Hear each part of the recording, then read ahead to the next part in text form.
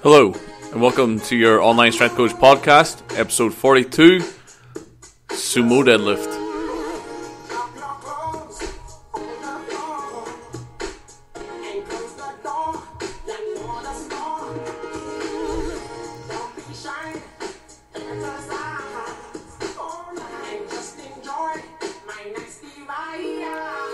Hello, and welcome to episode 42 of your Online Strength Coach podcast. Today is the 14th of September 2015. It's been a little while since the last episode, which was 5 days ago. So a bit of a gap compared to what I would prefer it to be, which would be Monday, Tuesday, Wednesday, Thursday, and Friday with a weekend off. But as you'll appreciate, this is reasonably difficult to stick to with me given my schedule. But I'm trying to get as many as I can and stick the target. I think we're doing a reasonable job so far. I will aim for 5 days a week, but like reality being what reality is, and this not being my full-time job, sometimes I get 2, sometimes I get 5 episodes out a week. We'll just see how we track with it. So today's question comes from the comments section of episode 41, which was 23 minutes of discussion why HIIT is not the answer. The question comes from Ian K76. Good info as always.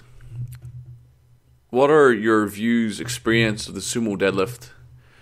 Could it be in powerlifting terms, e.g. how to select which technique, sumo versus deads, sumo deadlift technique and training the lift?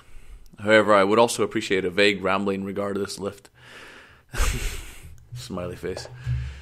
Yeah, so to be honest, on this topic or of this lift, I'm going to have to plead a little bit of ignorance here. I've not trained with or trained a sumo deadlifter who is of any kind of caliber. So all of my sumo deadlifting is kind of secondhand experience. I've never really dealt with anybody or trained anyone who's achieved a reasonably elite level in the sumo deadlift. So all of my information is from me trying to work it out myself, and from watching guys like Ed Cohen on YouTube or Dan Green on YouTube giving tutorials on it, or trying to coach other lifters into the positions or into the lift. So how it works out for lifters, I think sumo deadlift works out fairly well for someone who might be a bit more of a wider squat build. So someone who's got like a long femur, shorter torso, or someone who's very long-legged with a medium to shorter torso. It's the sort of person, like, if you want to see someone who the sumo might suit, someone like Phil Mackey, the Sugden barbell poster. I think he pulls conventional, so could be talking shit. I'm just going to do a little Google here of the IPF world record, because there's a Polish fella who's pulled 370 in the 93 kilo class, who's like an archetypal kind of build for the sumo pull. Men's open, equipped, on unequipped records, classic. The IPF website, while we wait for it to load, is quite slow, but reasonably well put together. Deadlift. I'm never going to be able to pronounce this name. Is Wierzbicki Zirkioff. Wierzbicki KRZYSOTOF. What a fucking name. He's pulled 372.5 in the 93 unequipped class in the IPF. So that is presuming that as a natural, which would be a phenomenal pull for super heavyweight natural. Never worry about a 93 kilo natural. I'm going to post up a video of that lift on the description of this video. This is why you should do planning and preparation for your podcasts, because you end up talking filler while you're waiting for this guy. Anyway, so if you watch this guy approach the bar here, and I'll post this video. He's actually got a fairly reasonably normal build. He's long-armed. Legs are probably a bit longer than his torso, but not by much.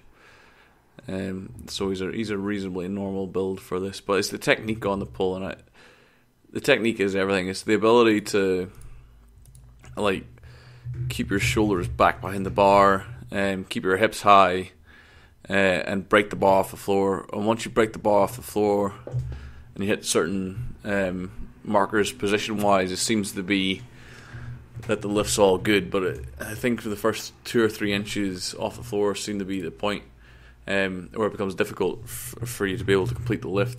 From my own personal experience, I've found deadlift to be completely hit and miss. I have found it easier to train, as in I can do sumo deadlift within my training program 2-3 times a week.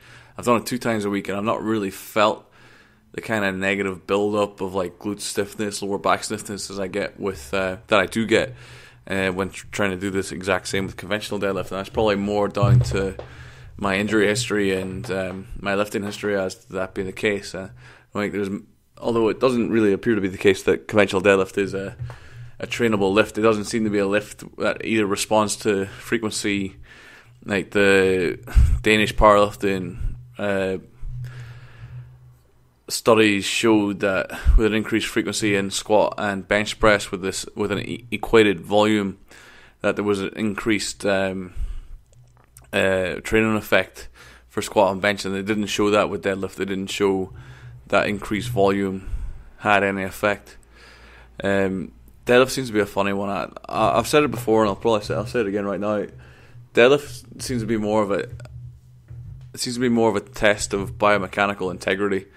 It seems to be more of your ability to extend maximally around the hip and the knee and have a rounded torso, and your ability to recover from that kind of maximal effort or that volume of sub-maximal effort from that kind of training. That seems to be a limiting factor with the conventional deadlift. With the sumo deadlift, it seems to be a bit more of a finesse lift, but then it seems to be very specific, as in the width you take, the grip you take, the hip position you take, the shoulder position you take, and then getting right into that correct biting point and breaking the bar free from the floor seems to be the difficult point within the lift. Now, I'm going to go on the rant here. Like, obviously, I think the sumo deadlift benefits as well, equipping more than the conventional deadlift for like the lighter classes, probably more specifically. If the knees don't really tend to be the limiting factor, tends to be the strength of the adductors and the hip, and less so the lower back, because the lower back's in a fairly strong position, strong vertical-ish position. It seems to be more the ability of the adductors and the glutes to get it moving. Obviously, the knees are going to get the bar moving off the floor, but they're not in the strongest position possible. They'd like to be in closer with a bit more knee flexion to begin. That would probably be my inclination as why the sumo deadlift from a biomechanical standpoint is more difficult from the floor. It's probably due to the splayed stance and the outwardly turned toes. It's probably a bit more difficult to engage the quadriceps as well as you might. You can test this pretty easily by trying to jump from a wide stance and then jump from a close stance and see which way you jump higher. Similar to weightlifting, the quadriceps are a major driver in jumping or like kind of that ballistic pulling task. So from the floor, from a conventional deadlift, you have a really nice position for with your feet inside the hips or slightly wider than hips for the quadriceps to really fire strongly and explosively from a really strong knee angle. And you can recruit those muscles to get the bar moving. Whereas from the sumo deadlift, you're not in a great biomechanical position to fire the quadriceps. So that initial breaking the initial inertia of the bar, because in the sumo deadlift it's a lot more difficult to pull with around the back. I'm not saying impossible, but it's very difficult to pull with around the back in a sumo deadlift. So therefore, that patience and staying in the correct line of pull is essential in the lift. I don't really think there's a way of doing an ugly sumo deadlift that's a near max attempt. From doing the lift, it doesn't, like, if things aren't gelling, then you just don't pull weight. I've pulled 270 beltless, and that the training was pretty shit around that. I think the heaviest I was pulling was a 190, 200. And my best beltless conventional deadlift was 272, so it was only 2.5 kilos off my best conventional. It is my best sumo. My best conventional is 290 deadlift for the belt. So my best beltless sumo was only 2.5 kilos off my beltless conventional. I've done a hell of a lot more training for the conventional deadlift than I have from the sumo deadlift. And from kind of fucking around in the lift or doing both lifts, I'd say with a sumo deadlift, a lot of things come down to the setup and getting the correct position and just grooving it. I'm fairly dubious as to how much strength you can build up with deadlift. I don't believe it's a strength building lift. I'm very much of the opinion that it's a strength testing lift. I think you can build strength in position with some maximal loads. But I think ultimately your ability on deadlift is determined by your build, your strength in other lifts, and to an extent your willingness to just pull through shit positions and just live in pain and suffer through the results of like heavy deadlift training. It just out of all the lifts, it just doesn't seem very trainable. It just seems to come down to limiting factors, so steroids, your build, how you utilize your levers, your willingness to just pull through shit positions and just go for it and just disregard your own safety seems to be the limiting factor on deadlift, and maybe less so on sumo deadlift, where pulling through shit positions doesn't really achieve much of anything. And on the rant side of things, I don't think sumo deadlift should be included within powerlifting competition. And I will qualify that by just stating that there's no reason having two different lifts within the same, allowing two different lifts within the same discipline. It'd be like allowing someone the front squat and allowing someone the back squat. It's not standard, like one's stronger than the other, but it's just not a standardized lift. It doesn't make any sense. The competition needs to be standardized. So sumo deadlift and deadlift, one needs to be removed, and for my money, they should just remove sumo deadlift because it's utilizing levers. And I'm also of the opinion, while I'm at it, that they should remove feet from the bench press. We should adopt an IPC version of the bench press, a feet up bench press, because people taking like a wide grip, getting into a massive arch, like moving the bar through 6 inches of range of motion is just taking the piss out of the lift. It stops becoming a test of strength per se, and becomes more of a test of how you can limit your levers and how you can better move the weight through a shorter range of motion. And I know people are going to say, well, that's powerlifting, that's how it's done. That's how it's about lifting the most weight possible. It's not how you lift it or how you do it. And I disagree fundamentally. I think it should be standardized, and it should be not Puritan, but it should, like, when someone produces a total within powerlifting, there shouldn't be any question around whether it was done to a correct standard. Like, for instance, within weightlifting, if someone posts up a 450 kilo total, there's no questions whether the clean and jerk were done to the correct standards, whether the snatch was done to the correct standards, whether they pulled the bar high enough, or they squatted deep enough, or they did this or they did that, because it's very definitive within the rules. And you can try to deviate as much as you can, or as much as you want, but there's no real, you can't do a shit clean and jerk, you can't do a shit snatch and get it passed. Whereas within powerlifting currently, you can do a shit bench press, with a lot of the lighter females who have a massive lower back flexibility, can arch like fuck, take a wide grip with the maximum limit, and move the bar through 6 inches of range of motion and call it a lift, or call it a bench press.